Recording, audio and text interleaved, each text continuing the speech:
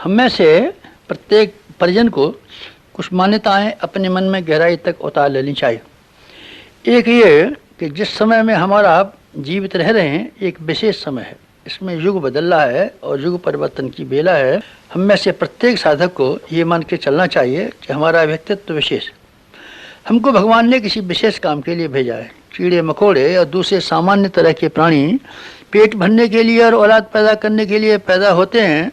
मनुष्यों में से भी बहुत सारे ऐसे ही नर पामर और नर कीटक हैं जिनके जीवन का कोई लेखा जोखा नहीं, पेट भरने के अलावा और औलाद पैदा करने के अलावा दूसरा कोई काम वो न कर सके। लेकिन कुछ विशेष व्यक्तियों के ऊपर भगवान विश्वास करते हैं और ये मान के भेजते हैं कि ये हमारे भी कुछ काम आ सकते हैं, अपने ही गोरख धंधे में नहीं फंसे रहेंगे। युग निर्माण परिवार के हर व्यक्ति को अपने बारे में ऐसी मान्यता बनानी चाहिए कि हमको भगवान ने विशेष काम के लिए भेजा है, ये कोई विशेष समय है।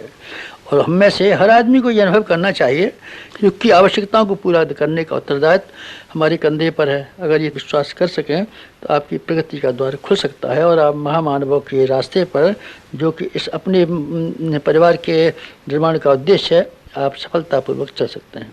आपका विशिष्ट व्यक्तित्व सामान्य मनुष्यों जैसा नहीं, ये विशेष समय सामान्य जैसे शांति के समय होते हैं वैसा नहीं, ये आपातकाल जैसा समय है और आपातकाल में आपातकालीन उत्तरदायित्व होते हैं।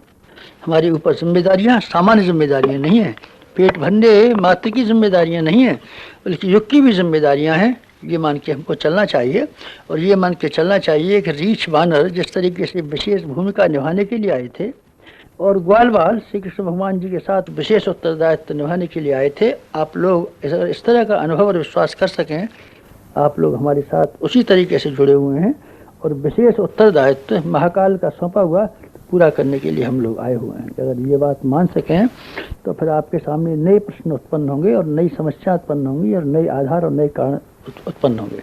पहला कदम आपको जो बढ़ाना पड़ेगा वो ये बढ़ाना पड़ेगा, जिस तरीके से सामान्य मनुष्य जीते हैं उस तरीके से आप जीने से इनकार करें और ये कहें हम तो विशिष्ट व्यक्ति और महामानवों के तरीके से जिएंगे। पेट तो ऐसे भी भरना है और ऐसे भी भरना है। जब केवल मात्र पेट ही भरना रहा तो गंदे तरीके से हम क्यों भरें, शेष तरीके से क्यों न भरें। हम जो बाकी पेट भरने के अलावा जो कार्य कर सकते हैं उसे क्यों न करें। ये प्रश्न हमारे सामने ज्वलंत रूप से सामने आ खड़ा होगा और हमको ये आवश्यकता मालूम पड़ेगी कि हम अपनी मनस्थिति में हेरफेर कर डालें, अपनी मनस्थिति को बदल डालें, मनस्थिति को बदल डालें और हम लौकिक आकर्षणों की अपेक्षा ये देखें इन्हीं में भटकते रहने की अपेक्षा भगवान का पल्ला पकड़ लेना ज़्यादा लाभदायक है, भगवान का सहयोगी बन जाना ज़्यादा लाभदायक है, भगवान को अपने जीवन में रमा लेना ज़्यादा लाभदायक है।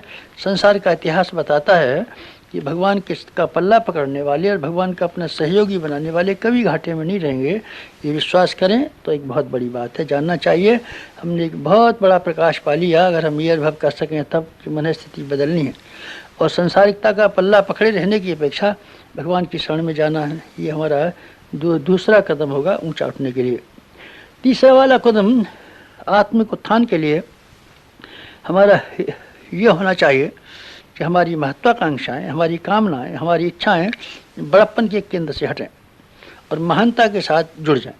हमारी महत्वाकांक्षाएं ये नहीं होनी चाहिए कि हम वासनाओं को पूरा करते रहेंगे ज़िंदगी भर और हम तृष्णा के लिए अपने समय बुद्धि को खर्च करते रहेंगे और हम अपनी अहंता को, ठाट-बाट को, रौब को और बड़प्पन को लोगों के ऊपर रौब गालिब करने के लिए हम तरह तरह के ताने बाने बुनते रहेंगे। अगर हमारा मन ये बात को मान जाए और हमारा अंतःकरण स्वीकार कर ले कि ये बचकानी बातें हैं, छछोरी बातें हैं, छोटी बातें हैं, छछोरापन, बचकारापन और ये छोटापन अगर हम क्षुद्रता को त्याग कर सकें तो फिर एक बात हमारे सामने खड़ी होगी कि अब हमको महानता ग्रहण करनी है। महापुरुषों ने जिस तरीके से आचरण किए थे, महापुरुषों का चिंतन करने का जो तरीका था वही तरीका हमारा होना चाहिए और हमारी गतिविधियाँ उसी तरह की होनी चाहिए जैसे कि श्रेष्ठ मनुष्यों की रही हैं और रहीं। ये विश्वास करने के बाद में हमको अपनी क्रिया पद्धति में, दृष्टिकोण में ये मान्यता ले आने के पश्चात इच्छा और आकांक्षा का केंद्र बदल देने के बाद हमको व्यवहारिक जीवन में भी थोड़े से कदम उठाने चाहिए।